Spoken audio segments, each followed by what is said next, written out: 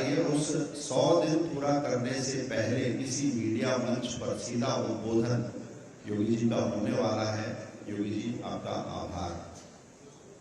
एक बात और मैं कहूंगा कि पांचजन्य का जुड़ाव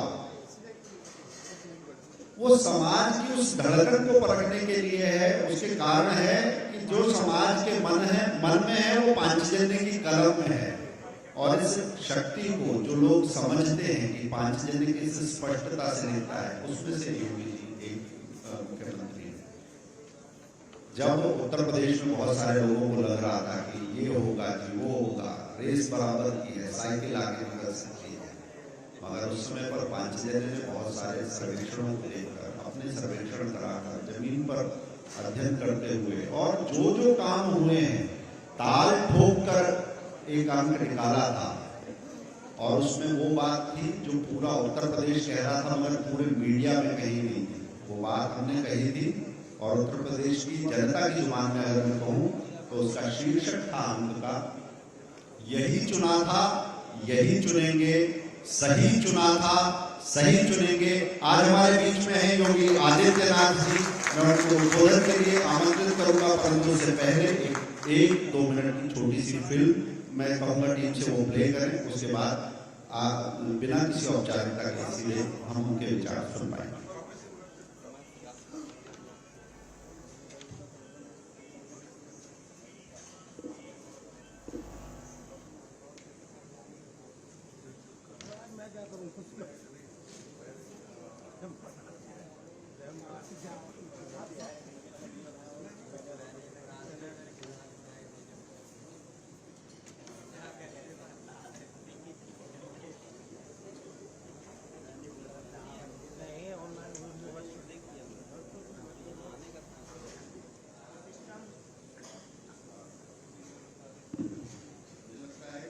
तकनीकी टीम के साथ वीडियो में कुछ दिक्कत है। मैं सीधा आग्रह करूंगा मुख्यमंत्री जी को उद्बोधन के लिए।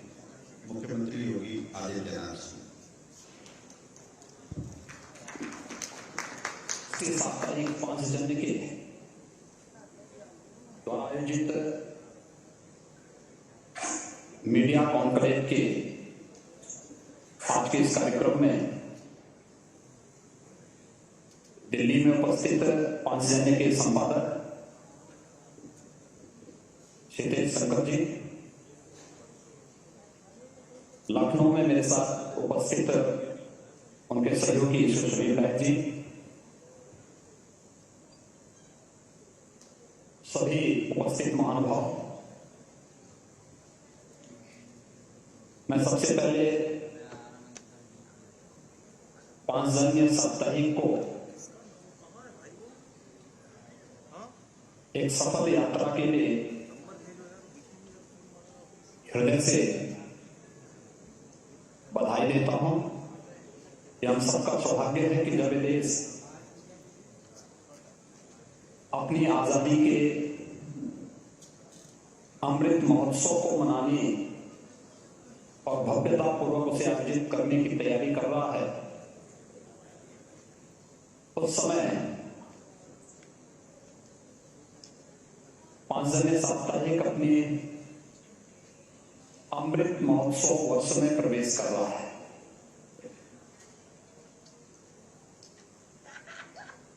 यह क्षण हर एक व्यक्ति, संस्था या पत्र पत्रिका के सामने नहीं आती है। एक दुर्लभ क्षण होता है और एक दुर्लभ क्षण इसलिए भी प्राप्त हुआ है क्योंकि जिन मनीषियों का, जिन राष्ट्र ऋषियों का आशीर्वाद और मार्गदर्शन पांचजन्य जैसे राष्ट्रीय साप्ताहिक को प्राप्त हुआ है, उनमें सदैव भावराव देवव्रत जी, पंडित दीनदयाल उपाध्याय जी, और जिनकी लेखनी के माध्यम से पांचजन्य ने एक नई ऊंचाइयां प्राप्त की, ऐसे पूर्व प्रधानमंत्री सर्वश्री अटल बिहारी वाजपेयी जी, जैसे राष्ट्र ऋषियों का आशीर्वाद जिस साप्ताहिक पत्रिका को प्राप्त होता रहा हुआ हो, उसका जीवन यशस्वी होगा, इसमें कोई संदेह होना ही नहीं चाहिए। 5 जनवरी से मेरा परिचय बहुत पुराना है। विद्यार्थी परिषद के कार्यकाल के दौरान ही हम लोगों ने अपने विद्यार्थी जीवन में ही 5 जनवरी की इस साप्ताहिक पत्रिका को पढ़ने, राम जन्मभूमि आंदोलन में इसमें जो आलेख प्रकाशित होते थे, उस आलेख को वितरण करने, उसकी फोटोकॉपी उपलब्ध करवाने, अधिक से अधिक लोगों तक वो पहुंच सके, इसके बारे में उस कालखंड में हम लोग कार्य करते थे। विपरीत परिस्थितियों में कैसे कार्य करना है, यह जज्बा भी 5 जनवरी ने हम सबके सामने प्रस्तुत किया है। और मैं तो धन्यवाद दूंगा इस बात को लेकर के कि मीडिया जगत की आंखों को खोलने वाला है कि जब एक उपभोग थी कि उत्तर प्रदेश में क्या होगा 2022 के विधानसभा चुनाव में, 5 जनवरी उस समय अपने विशेषांक निकाल करके ताल ठोक करके कह रहा था कि सरकार फिर से आएगी, हम भी मेजोरिटी के साथ आएगी, और एक पुख्ता विश्वास के साथ इस अभियान के साथ जोड़ करके 5 जनवरी ने साबित किया कि उसके लिए राष्ट्रीय सर्वोपरि है और वह उन सभी मुद्दों को उठाएगा जो देश हित में होगा, देश के 135 करोड़ लोगों के हित में होगा। और मुझे लगता है कि किसी भी राष्ट्रभक्त का दायित्व होता है, वो जीवन के अलग अलग क्षेत्र में काम कर सकता है, क्योंकि हम सब इस बात को जानते हैं कि सभ्यता संस्कृतियों का संघर्ष एक केवल शस्त्र से नहीं, बल्कि यह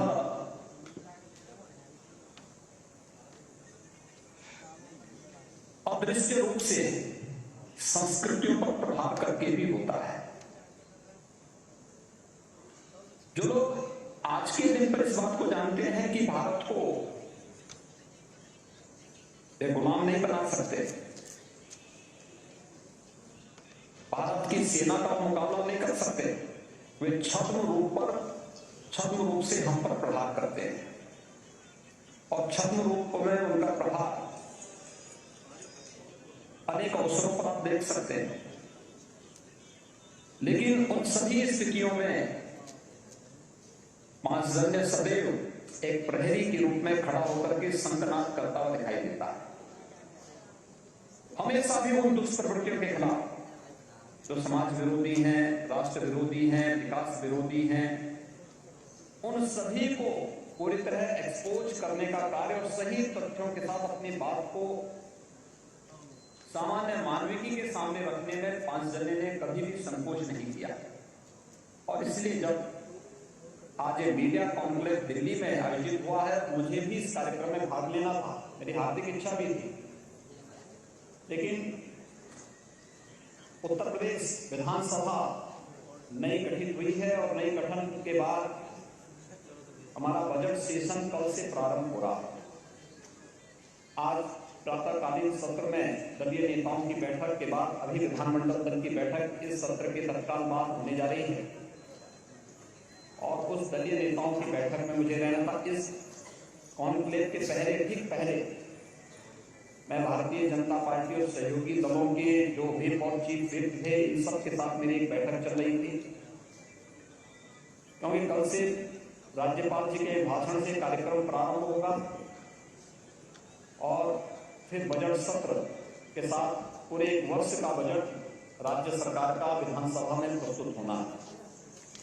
इसलिए इस कार्यक्रम के साथ मैं हृदय से इच्छा रखते हुए भी प्रत्यक्ष रूप से 5 जनवरी के मीडिया कॉन्क्लेव में दिल्ली में उपस्थित नहीं हो पाया। मुझे इसका हार्दिक खेद है, लेकिन मित्रों, जो एक सकारात्मक ऊर्जा पांचजन्य ऑर्गेनाइजर ने सदैव देश को दिया, देश की राष्ट्रवादी शक्तियों को दिया, वह हमें उन दृश्य और अदृश्य शक्तियों से जो छद्म रूप से हमारी सभ्यता और संस्कृति पर हमला करने की कुदृष्टि रखते हैं, उससे हमें सचेत होने और उससे लड़ने की एक नई ऊर्जा भी प्राप्त होती है। उत्तर प्रदेश देश की आबादी की सबसे बड़ा राज्य तो है ही, लेकिन साथ साथ उत्तर प्रदेश की जब हम बात करते हैं तो उत्तर प्रदेश देश की आत्मा भी है, देश का हृदय स्थल भी है। उत्तर प्रदेश जैसे राज्य में, जिस राज्य में भगवान राम पैदा हुए हो, जिस राज्य को गौरव प्राप्त हुआ हो कि वहां भगवान श्री कृष्ण जन्म ले और अपनी लीला का प्रदर्शन भी करे, उत्तर प्रदेश ही वह राज्य है जहां बाबा विश्वनाथ की कृपा बरसती है और दुनिया की सबसे प्राचीन नगरी काशी इसी उत्तर प्रदेश में। और यही नहीं, दुनिया की सबसे पवित्र नदी जो देवतुल्य है, मां गंगा और यमुना का आशीर्वाद भी उत्तर प्रदेश को प्राप्त होता है और प्रयागराज में दोनों का मिलन भी होता है। दुनिया का सबसे बड़ा आध्यात्मिक और सांस्कृतिक आयोजन कुंभ इन प्रयागराज में ही आयोजित होता है, अनेक शक्तिपीठों का स्थल।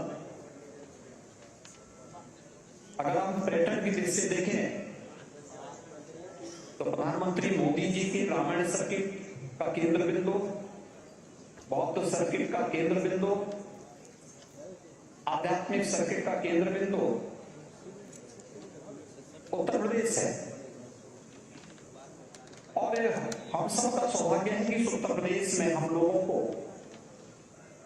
यहां की जनता जनार्दन की सेवा का अवसर भारतीय जनता पार्टी के साथ मिलकर के करने का सौभाग्य प्राप्त हो रहा है।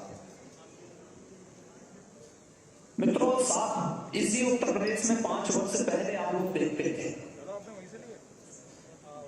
उत्तर प्रदेश लोग ये मानते थे कि उत्तर प्रदेश देश के विकास का बैरियर है, यानी विकास में बाधा करने वाला राज्य है।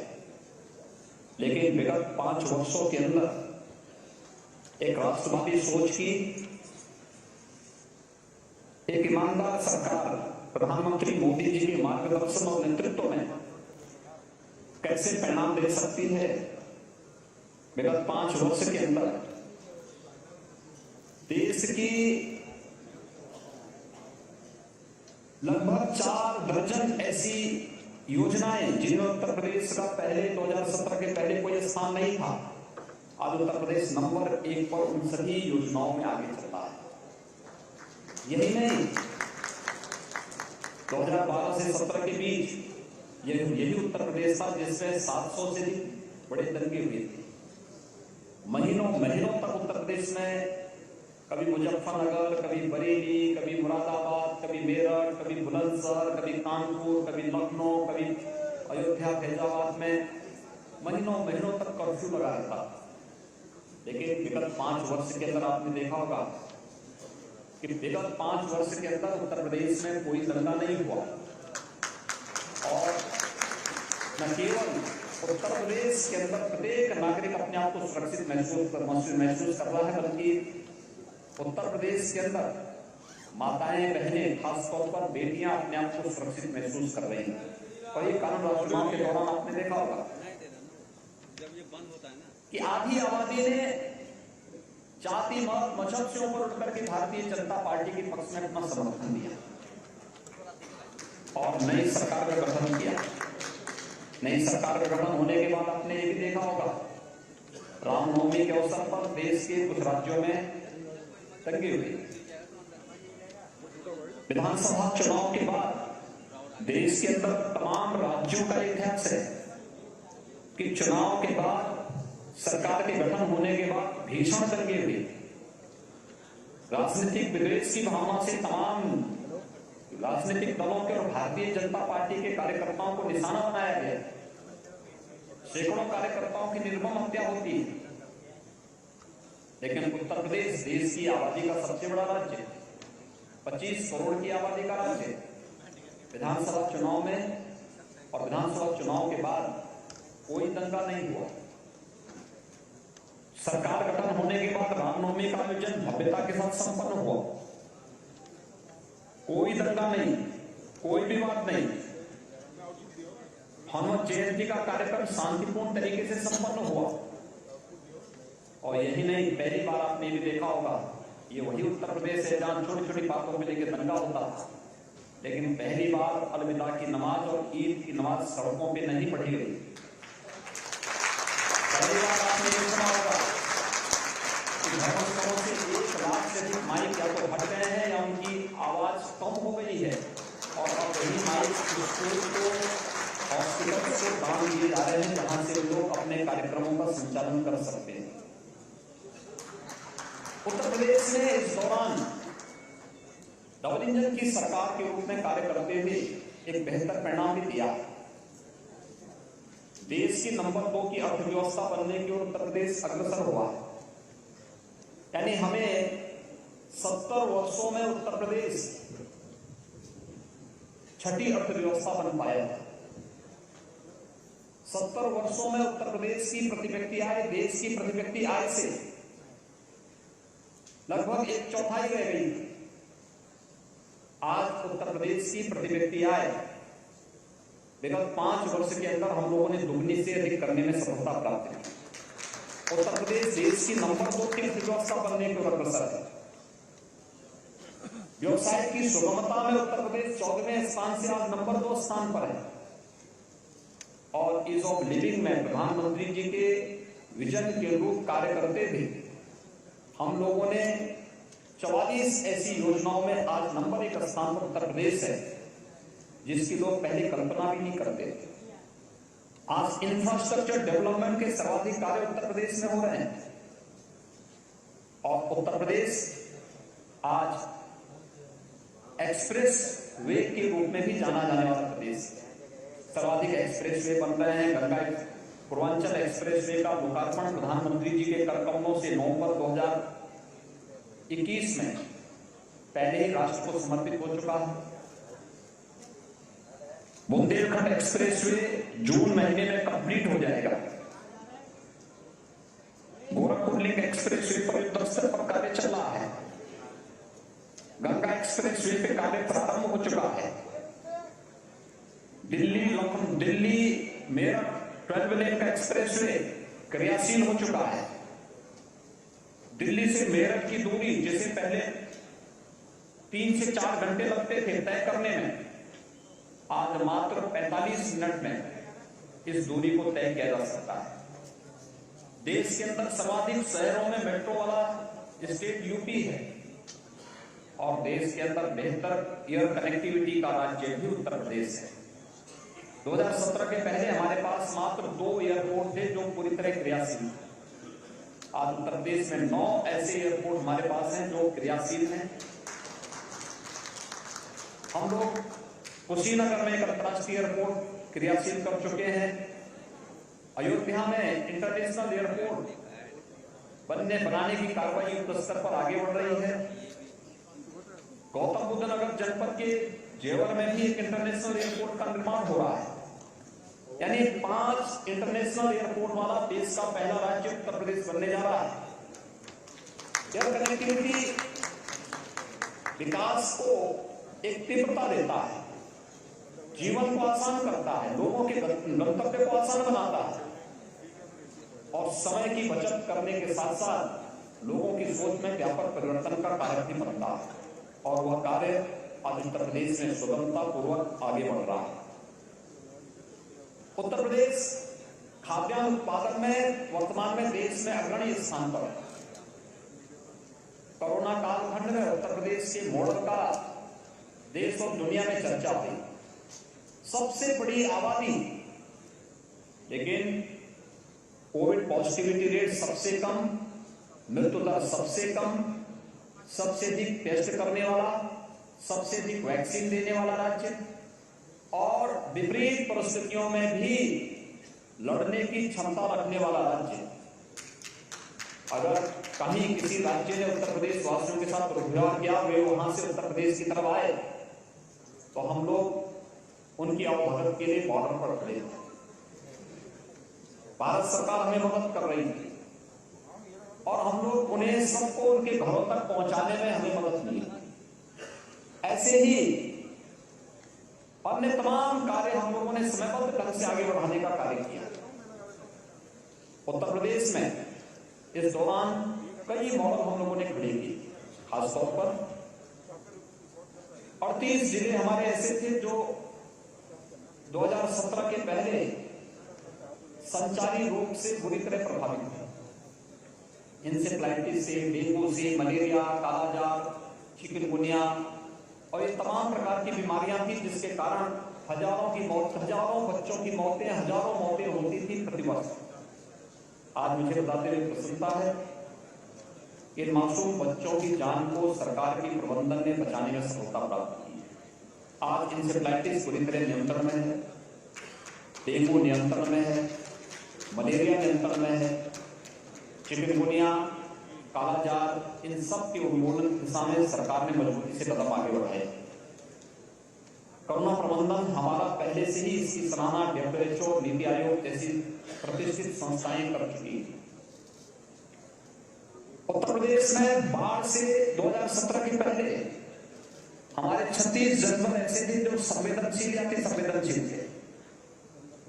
हम लोगों ने उसका एक नया मॉडल दिया, नदियों को चैनलाइज करने, बाढ़ नियंत्रण के कार्य को समयबद्ध ढंग से आगे बढ़ाने।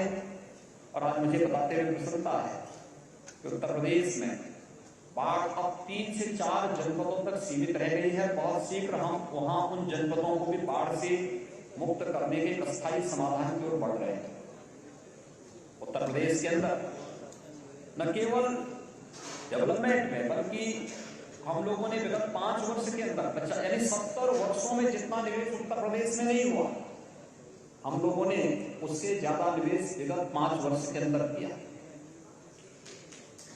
और अभी 3 जून को प्रधानमंत्री जी को फिर हम लोग लखनऊ आमंत्रित कर रहे हैं। 75,000 करोड़ रुपए से अधिक के निजी निवेश के प्रस्ताव को हम जमीनी धरातल पर रखने की कार्रवाई को आगे बढ़ा रहे हैं। 3 लाख करोड़ रुपए से अधिक के निवेश को हम पहले ही प्रदेश के अंदर लागू कर चुके हैं।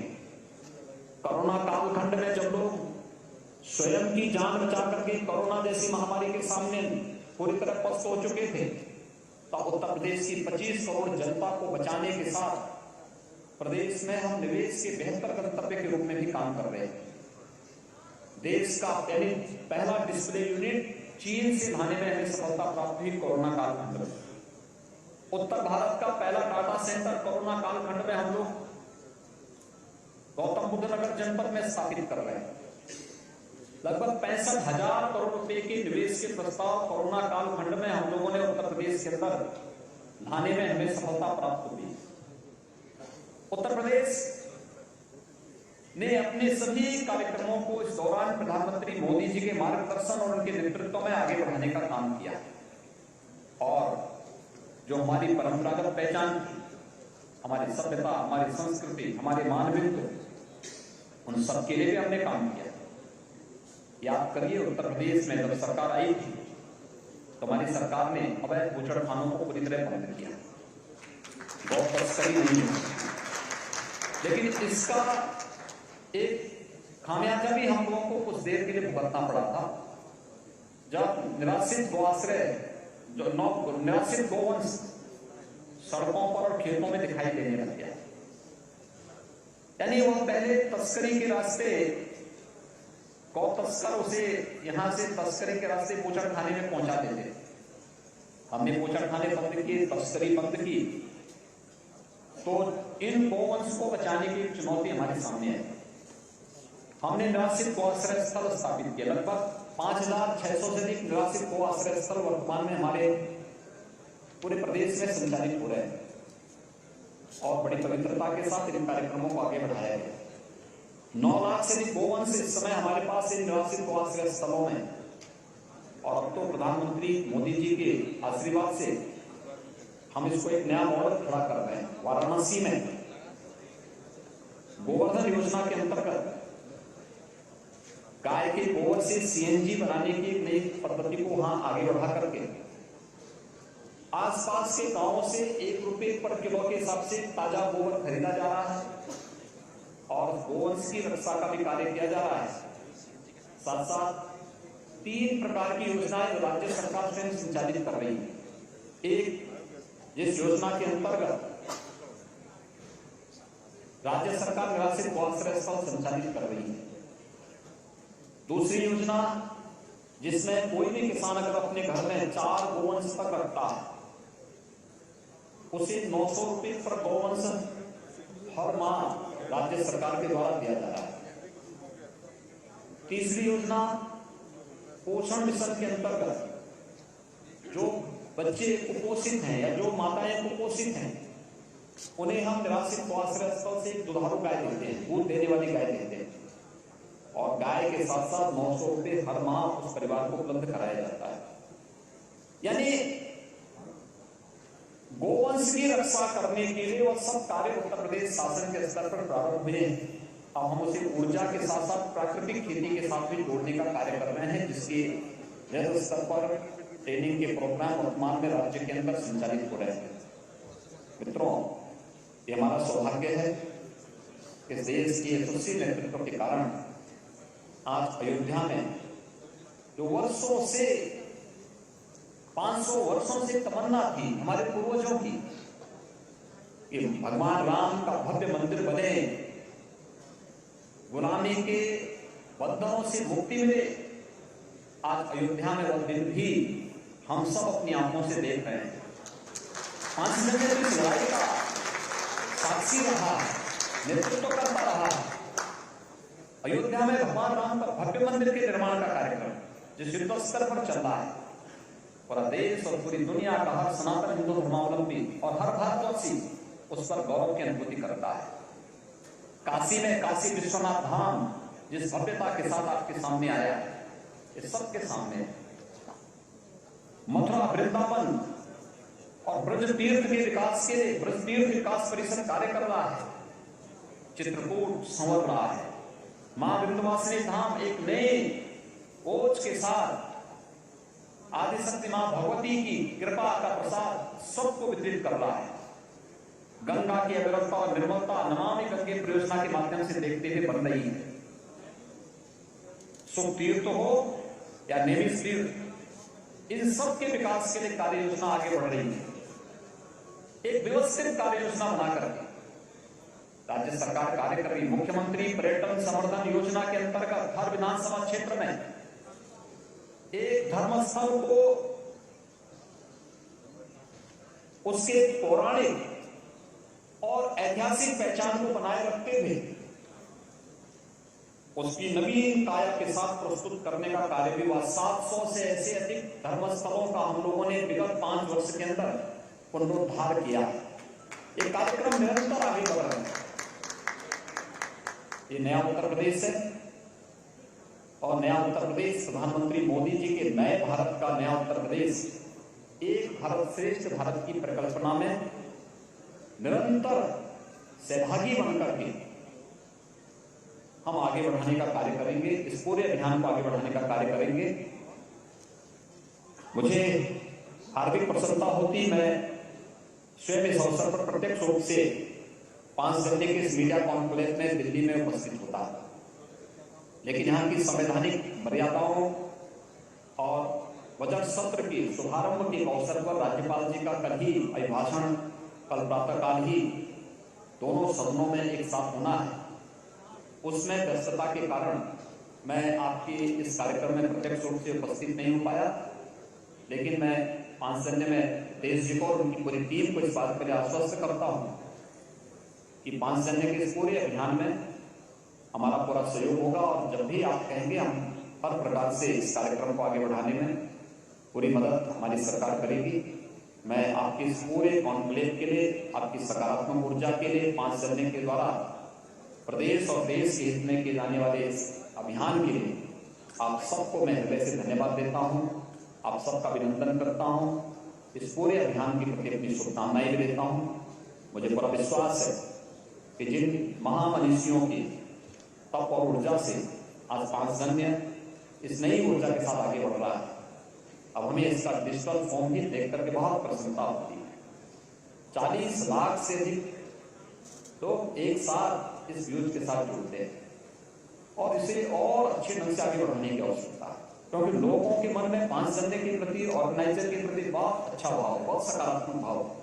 कहीं ना कहीं हम लोगों की कहीं कमी है कि हम लोग उन लोगों तक चाहते हुए भी उसको नहीं पहुंचा पा रहे। इसको और अच्छे ढंग से आगे बढ़ाने की आवश्यकता है। मैं इस विश्वास के साथ आपके इस पूरे कार्यक्रम के प्रति अपनी शुभकामनाएं देता हूं। आप सब जो भी वहां महानुभाव उपस्थित हुए हैं, मैं उन सबको भी इस अवसर पर अभिनंदन करता हूं। आप सबके प्रति मेरी शुभकामनाएं। धन्यवाद। जय हिंद। मुख्यमंत्री जी, आपके इस उद्बोधन के लिए और जितने तथ्य इसमें थे, जितने आंकड़े इसमें थे, जितनी तुलनाएं हम कर सकते थे, मुझे लगता है कि साक्षात्कार करते तो कुछ प्रश्नों में शायद इतनी बात नहीं निकलती जो इस समय की बाधा ने इसे एक सुअवसर में बदल दिया।